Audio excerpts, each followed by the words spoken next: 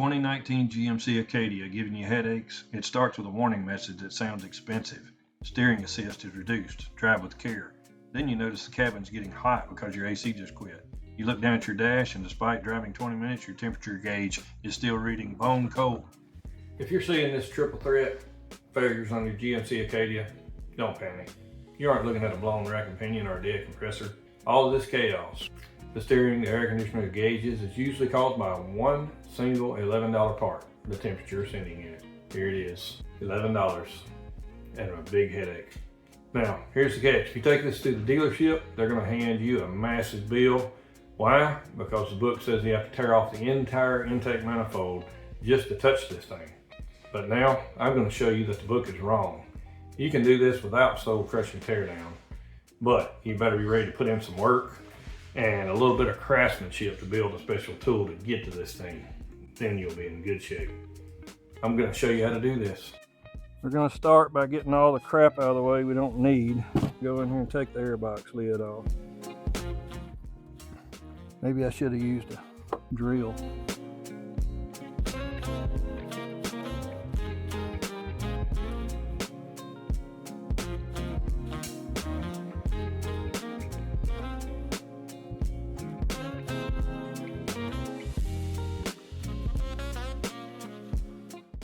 Now you're going to take this red clip right here, you're going to push it back. Once you get it back, there's a black button in the middle. Press it down, that slides right off. I think it's going to be the same clip that's down there on our temperature sending unit that we're going to take off. Now we're going to take a 5/16 and take this hose clamp loose, loosen it up, and we're going to take a 10 millimeter, take this off.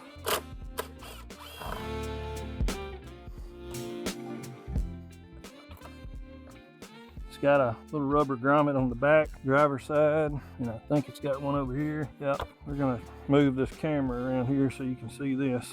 So hopefully you can see this hose here. There's a white clip on it. You're gonna put your finger under the bottom of it, push up, and then pull out, and that'll release that. So that's got that loose. The only thing we got now is the airbox lid. This box up here on top. There's a hose that goes into the back here, and this clamp right there. So figure out how this comes off.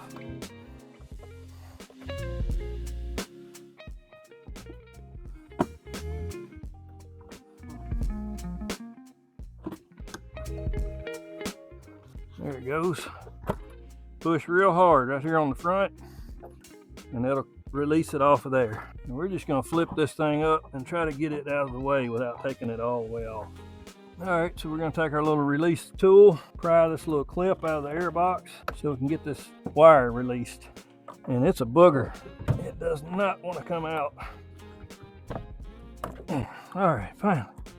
Okay, we got that out of the way, so now we can get this moved over here out of our working area. Hopefully you can see that. This is one of those little Christmas tree plugs, and it's snapped into a little grommet right on the back of the little breather box. Now we're ready to start trying to figure out what we're going to do down in there where the temperature sending unit is. Okay, so I went ahead and pulled this off, and I'm going to put it back on, but I wanted to show you what we're dealing with. So this was in there with the red tab toward this cylinder head. So you can just barely see a little bit of red. Now, depending on what threads is on the plug that screws into the valley down there, our temperature sending unit, it could be clocked in any position. If you were lucky enough for yours to be pointing over here at me, this side, then you would be really easy to reach up under here and grab this red tab and pull up, and then this black tab right here is the release. Just like on this big button that I showed you earlier, wherever it went to, the first thing we took off the airbox. So you're going to pull up the red tab toward the top. It's in there like this.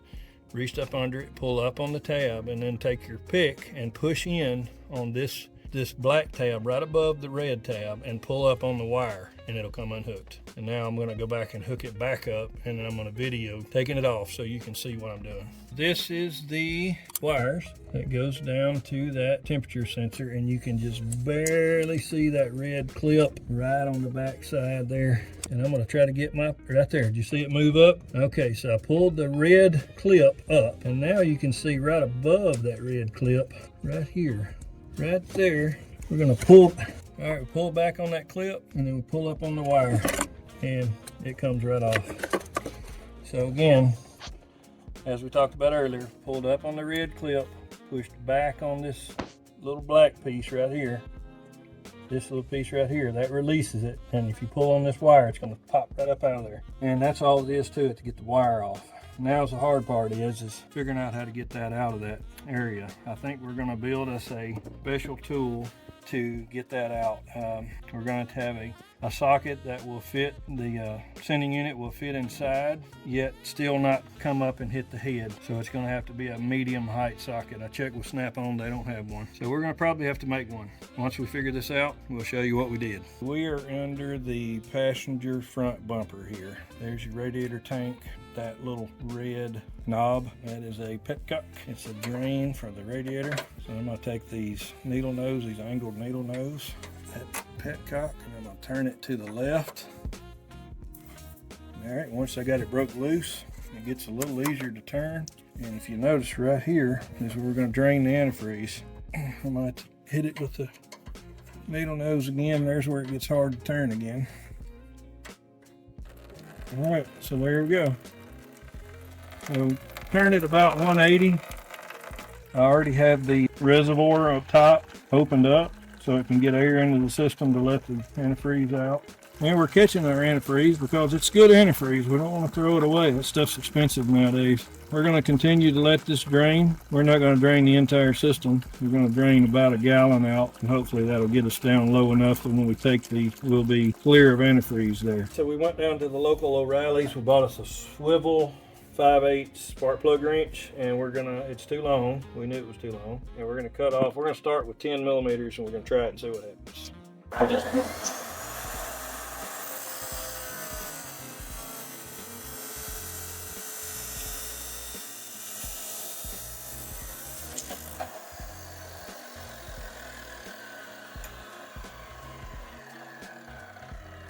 And now we have our custom made 5/8 shorter than normal socket. Wow.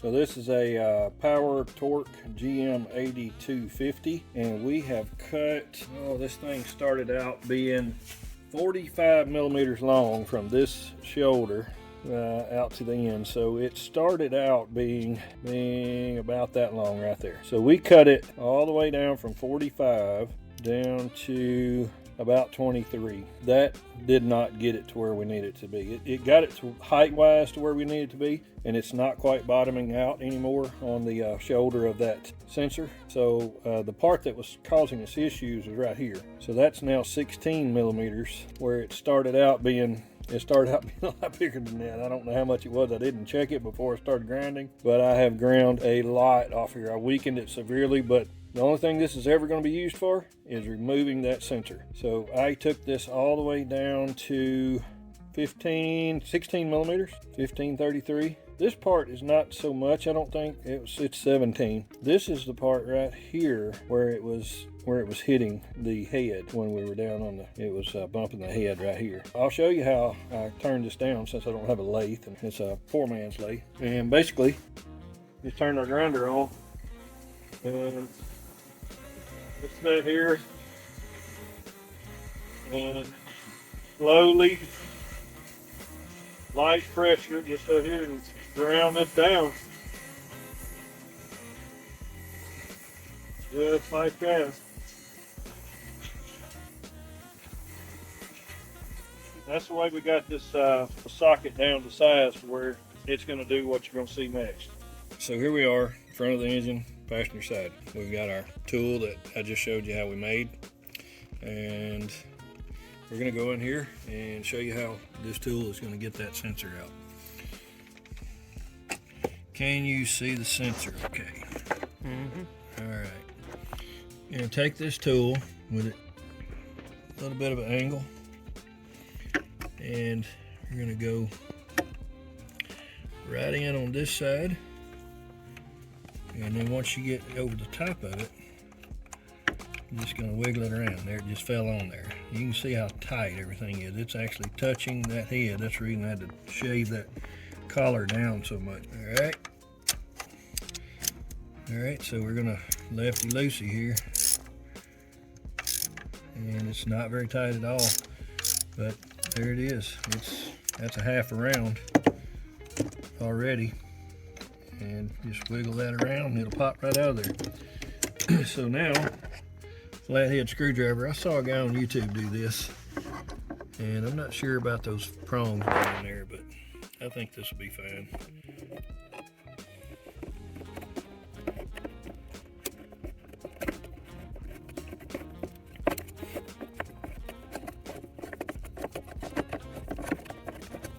All right, it's out. Grab my nail nose pliers, grab the top of that.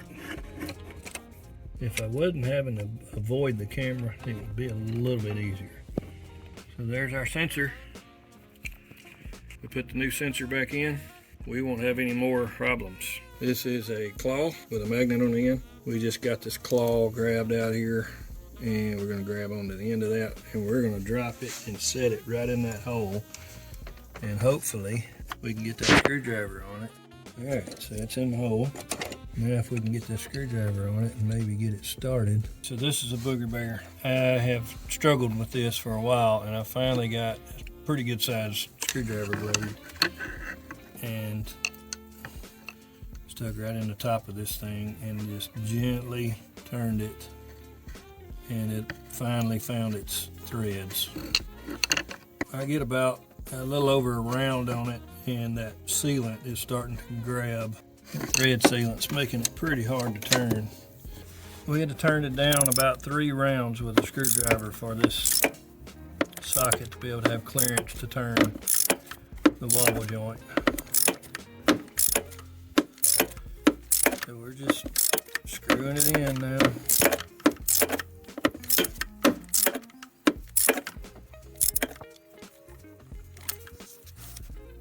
Alright, that feels like it's getting seated. I don't want to over tighten it. It looks like it's going into aluminum.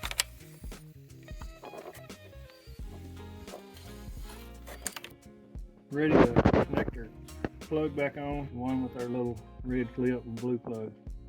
So I've got it aligned. This sensor actually went in with the clip, the red part over here. So I'm going to kind of align that. And then put it in there where you can see. Alright, so I'm just gonna, with the wire up here, I'm gonna bend it over a little bit. With the wire up here, I'm gonna guide it down and try to make it fall in that sensor hole. Now with the screwdriver,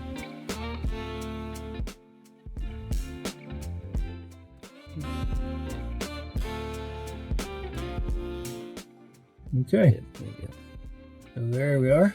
Now we got our clip is flipped back in, and I'm going to push down on that red tab, and it's locked in place now. So we have just successfully replaced the temperature sending unit without removing the entire top of the engine. All we got to do now is finish putting it back together and start it up and see if we have cured our problems. So we got to put our, I guess this is some kind of PCB vacuum line. You just basically push it on there, it clips, and check, make sure it don't come undone. We're going to grab all of our breather box, lid, whatever you call all that other stuff. We kind of get it over here in place, and then we're going to snap this little Christmas tree plug into this little hole where I took it out earlier and I had so much trouble getting it out. Hopefully it'll go in easier than it came out. There we go. And then this plug goes right here. And we remember how that works because we've been messing with these little red plugs all day. So you heard it click, and then we snap the lock in place. We're just going to hit this little rubber boot with some silicone spray, make it slide together a little bit easier.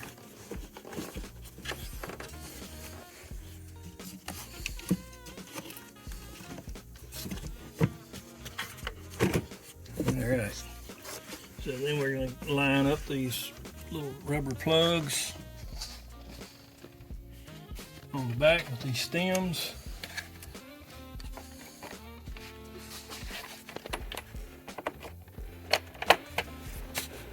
And we'll snap those down and tighten this 10mm up.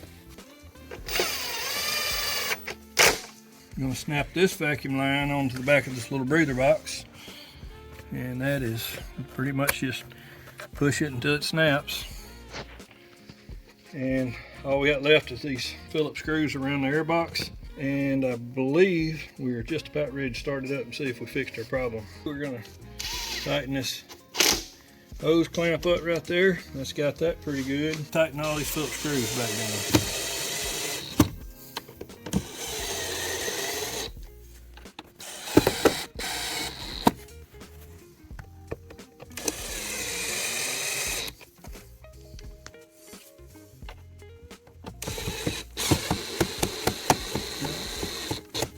Alright, so all the screws are tightened back down. Lines plugged in, all our vacuum lines are plugged in. We got our 10mm tightened back up, and I believe we are finished with this job. Alright, don't forget to put your antifreeze back in.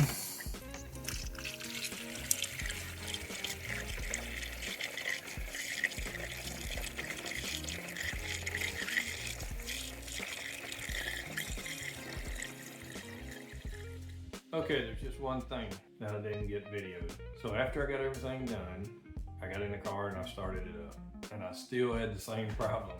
I was devastated. Anyway, after cranking the car a few times and finding out that the problem was still there, I decided, let's scan the car again. And I used this little thing I got probably 10 years ago. I guess they're still available. It's called Fixed D or Fixed. It's this little ODB2 scanner that connects to your cell phone. Scanned the car. It had like 20 codes in it, and several of those codes was temperature high, temperature low, those sort of things. So I decided, what the heck, let's clear all the codes and see what happens. And the car was actually, had it running with the air on, trying to see if the air conditioner was going to work, and the temperature gauge might start working. And as soon as I hit the button to clear the codes, everything started working fine. And my wife's been driving it for a couple of days now, and she hasn't had the problem yet. I'm thinking at this point the problem is fixed. If the problem does come back, I will come back and comment on this video and let you know that the next thing we're going to change is going to be the thermostat, if the problem continues. If it doesn't, I really believe that this temperature sending unit is what's causing the issue. I hope you enjoyed the video. If you did, if you learned something, if it helped you out, click that subscribe button, click the thumbs up, hit the bell, click that bell icon so you'll be notified with more of my videos. That GMC Acadia also has another problem, another common problem, a problem that should be recalled by GM, but they're refusing to do so. And that's that shift to park issue. When you get to where you're going, you put the car in park, you turn it off, and you got a message on the dash that says shift to park.